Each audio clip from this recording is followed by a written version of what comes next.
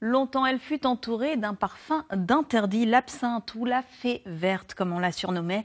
Cet alcool prohibé pendant presque 100 ans, entre 1915 et 2011.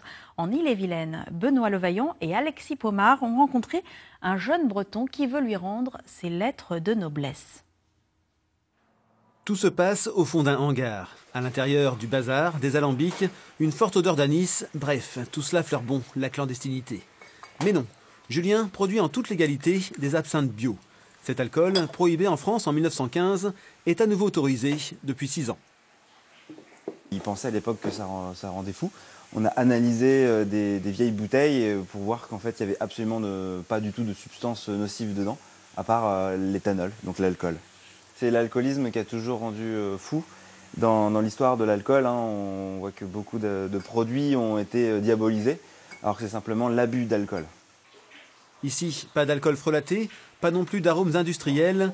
Les alcools distillés sont 100% biologiques, pareil pour les plantes.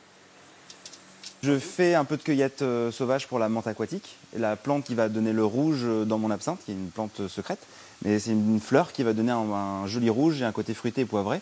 Et pour le reste des plantes, il y a des petits tisaniers, il y a des grossistes, tout dépend de la... Moi je cherche vraiment la qualité de la plante, et tout le temps en bio.